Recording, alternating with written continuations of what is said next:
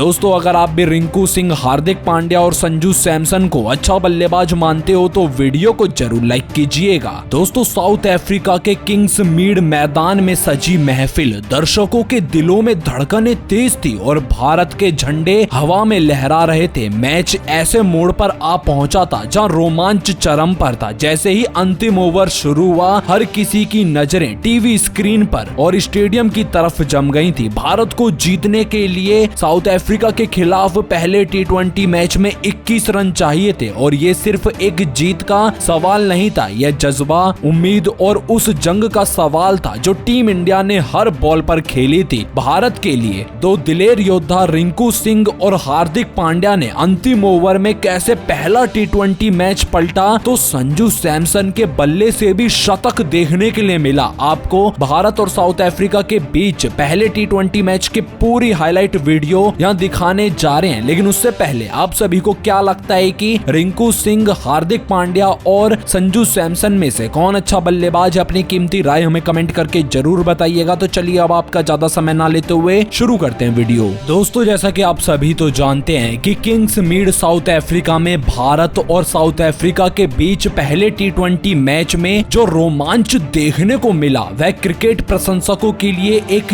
यादगार लम्हा बन गया, जहां भारतीय टीम की शुरुआत में ओपनर संजू सैमसन ने शानदार शतक जड़कर टीम को मजबूती दी, लेकिन बाकी बल्लेबाजों का प्रदर्शन मिला जुला रहा। लेकिन दोस्तों मैच तो तब फंस गया जब टीम इंडिया को अंतिम ओवर में जीतने के लिए 21 रन की दरकार थी और भारत ने अपने 5 बड़े विकेट गंवा दिए थे। जी हाँ दोस्तों, मैच की शुरुआत में ही कप्तान सूर्य कुमार यादव ने टॉस जीतकर पहले गेंदबाजी करने का फैसला किया। अब दोस्तों भारत की तरफ से जब गेंदबाजी करने के लिए पहला ओवर डालने अर्शदीप सिंह उतरे तो दोस्तों साउथ अफ्रीका की तरफ से सामने रियान रैकल्टन और रिजा हेंड्रिक्स पारी की शुरुआत कर रहे थे, जहां दोनों बल्लेबाजों ने ठान रखा था कि पहले ही ओवर से ताबड़तोड़ रन बरसाने हैं। और अर्शदीप सिंह के इस पहले ही ओवर में जब 17 रन पड़ गए तो दोस्तों सभी इरादे साफ हो गए कि साउथ अफ्रीका बल्लेबाज अपने मैदानों पर हमारे गेंदबाजों को छोड़ने नहीं वाले। और यहाँ ऐसा होता हुआ ही नजर आया। रियान रैकल्टन और रिजा हेंड्रिक्स ने मिलकर पहले ही विकेट के लिए 71 रन की साझेदारी कर डाली थी। यहाँ पर दोनों का बल्ला जबरदस्त अंदाज में चल रहा था, लेकिन तभी अपनी गुगली में फंसाने के लिए रवि बिश्नोई को भेजा गया और रवि बिश्नोई ने आते से ही रिजा हेंड्रिक्स को बोल्ड आउट कर दिया, जो कि इस मुकाबले में 57 रन बनाकर आउट हुए। अब दोस्तों जैसे ही रिजा हेंड्रिक्स आउट हुए तो मैदान पर बल्लेबाजी के लिए मैथ्यू ब्रेडजिके उतरे, जहां दोस्तों अब मैथ्यू ब्रेडजिके और रियान रैकल्टन के बीच साझेदारी को आगे बढ़ाना जरूरी था साउथ अफ्रीका टीम के लिए। और यहाँ अच्छा प्रदर्शन दोनों बल्लेबाज कर पाते उससे पहले ही रियान रैकल्टन अपना विकेट गवा बैठे, जो कि इस मुकाबले में मात्र 48 रन बनाकर आउट हुए, जिसके चलते यहाँ साउथ अफ्रीका की टीम को दूसरा झटका लगा। अब ये 2 विकेट गिर जाने के बाद मैथ्यू ब्रेडजिके एक छोर से तो पारी को संभाल रहे थे और अब उनका साथ निभाने के लिए कप्तान एडन मार्करम भी उतर गए। यहाँ दोनों बल्लेबाजों ने अच्छी मिली हुई साझेदारी आगे बढ़ाई और यहाँ इस दौरान एडन मार्करम ने जहाँ 74 रन बनाए तो वहीं उनका साथ निभाने वाले मैथ्यू ब्रेडजिके के बल्ले से 21 रन की मात्र पारी देखने के लिए मिली, जिसके चलते यहाँ साउथ अफ्रीका की टीम अपने 4 बड़े विकेट गंवा चुकी थी और 200 रन के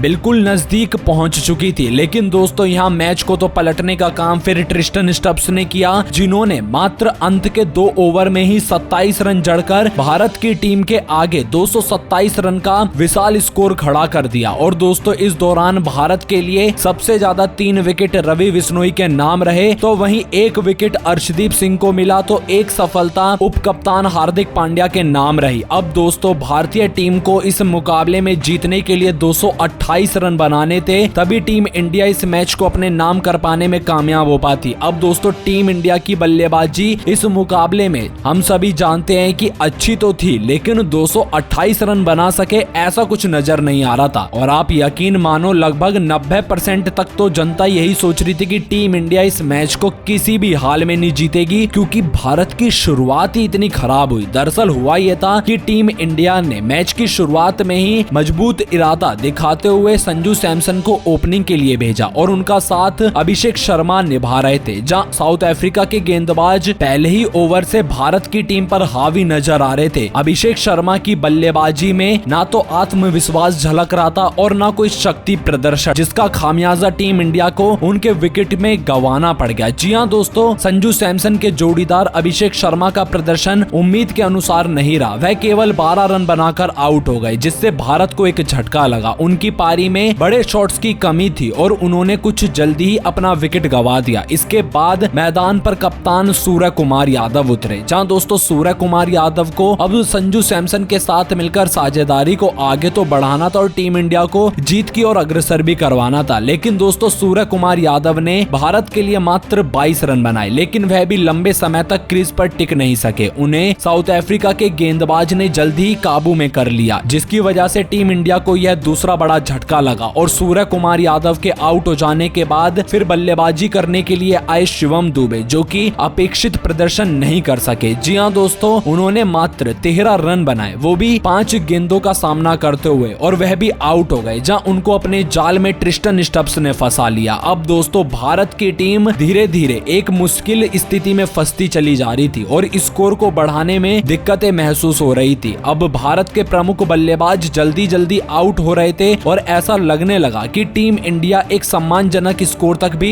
नहीं पहुंच पाएगी। मैदान पर स्थिति गंभीर हो रही थी और भारतीय दर्शकों के चेहरे पर तनाव साफ झलक रहा था। अब दोस्तों जब टीम के ऊपर दबाव होता है तो बस एक ही खिलाड़ी का नाम याद आता है और वो है रिंकू सिंह। दोस्तों अब 5वें नंबर पर बल्लेबाजी करने के लिए रिंकू सिंह को भेजा गया, जहां दोस्तों रिंकू सिंह ने संजू सैमसन के साथ मिलकर धैर्य और साहस दिखाया, जहां दोनों बल्लेबाजों ने चौथे विकेट के लिए अर्धशतकीय साझेदारी कर डाली और इस दौरान संजू सैमसन ने भी भारत के लिए शतक जड़कर टीम इंडिया को इस मुश्किल स्थिति से बाहर निकालने का काम किया। अब दोस्तों संजू सैमसन ने जैसे ही शतक जड़ा तो वो अंदर आती हुई लेग ब्रेक गेंद पर लुंगी एनगिडी की अपना विकेट खो बैठे, जहां संजू सैमसन की 103 रन की शतकीय पारी यहीं समाप्त हुई। अब दोस्तों संजू सैमसन का विकेट जब गिरा था तो उन्होंने 103 रन की पारी के दौरान 11 चौके और 6 बड़े छक्के भी लगाए थे, लेकिन यकीनन वो टीम इंडिया को जीत की दहलीज तक पहुंचाने में कामयाब नहीं हो पाए। अब ऐसे में दोस्तों संजू सैमसन का